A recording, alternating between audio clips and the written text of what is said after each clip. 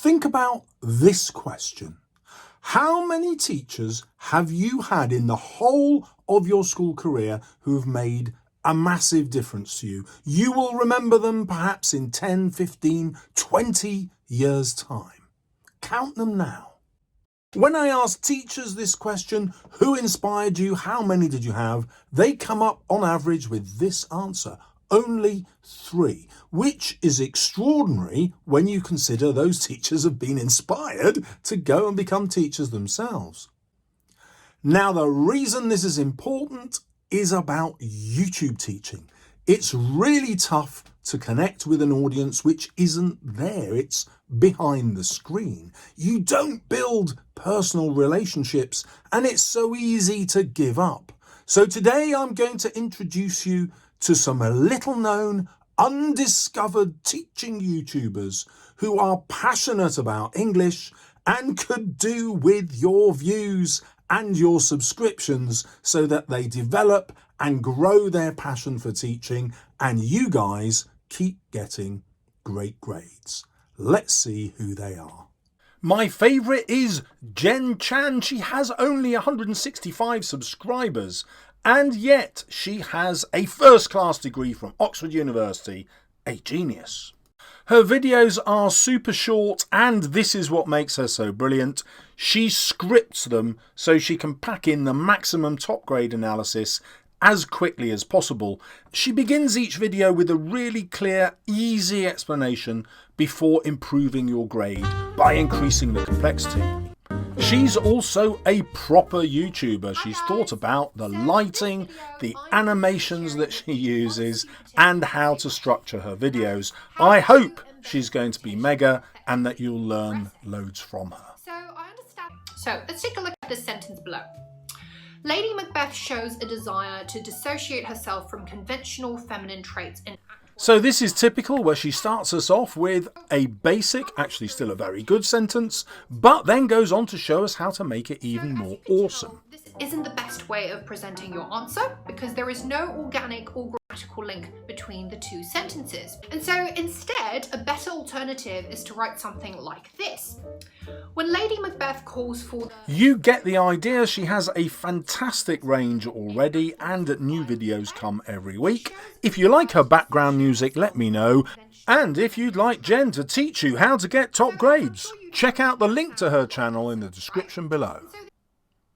My next favourite is a rather eccentric teacher, Mr. Taylor, who's got a really dry sense of humour, which I really adore. He is addicted to alliteration and really weird turns of phrase, but he explains things in a really helpful way and he makes me laugh. Why not have a cruise around his channel and see what you think? Perhaps we ought to listen in. Finally, we'll roll it all together into some model paragraphs. Model paragraphs so beautiful that they'd wring a tear of joy from a glass eye. So, without further ado, let's dig in. As you probably know, that big, strapping joy machine, the Ghost of Christmas Present, takes Scrooge around the world. Sort of like walking in the air style, you know, we're walking in the air. And they see some poor people, you know, some folk living in curdling poverty, enjoying themselves thoroughly with friends and family at Christmas. One such group that they visit is a big family of miners, all squeezed into this one creaky little hut. Now, mining is no primrose path to riches, let me tell you. You might get rich running a mine, but the poor schmoes wielding pickaxes, working for very little in cold, dark, screamingly dangerous conditions, they're making buttons. You know, their life is a soot-tinted veil of tears. Well, you get the idea of his weird cartoon style and the sense of humour, and I think for many of you, it'll help you learn, you'll enjoy it. Check him out, description in the link below, or link in the description below.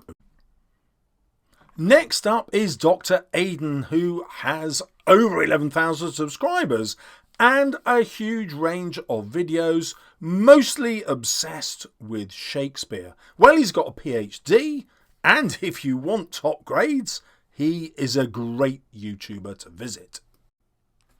Let's see if I can find you a sample video to give you a sense of his style. Should I put music in my videos? Sounds cool.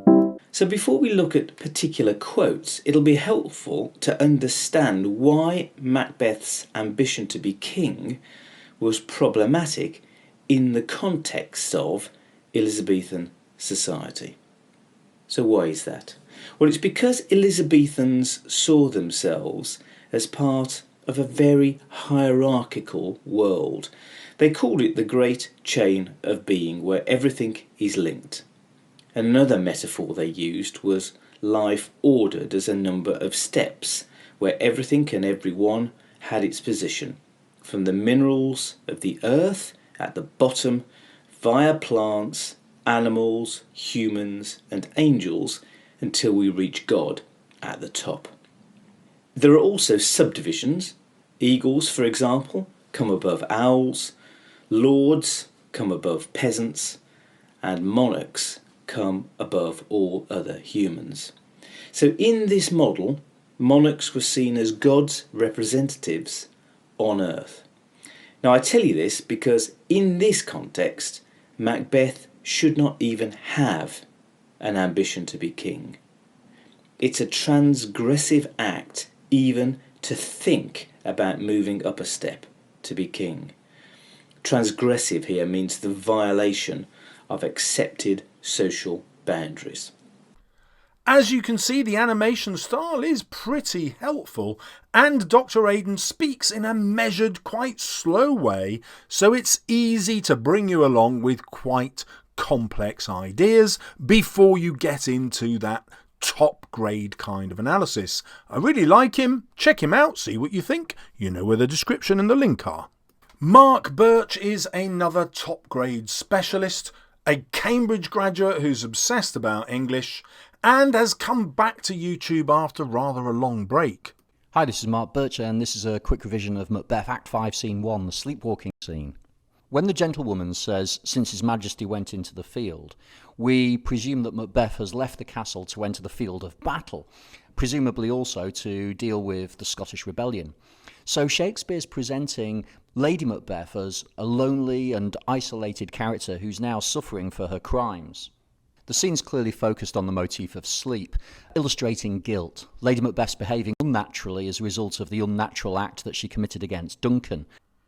Barbara at First Rate Tutors has a really clear explanation style, which I think you'll enjoy, especially if you are at grades 4, 5 and 6. And if you are interested in higher grades on really niche texts like Jane Eyre, they've got you covered. Hello and welcome to the English Language Paper 1 portion of the course. Now, I thought it would be great to start off by having a broad overview of the entire paper and what you should expect and anticipate, and we can go through this before I go over the exam questions and the exam questions practice. Like Jen, our Oxford graduate, he gets straight to the point super quickly. He doesn't waste your time.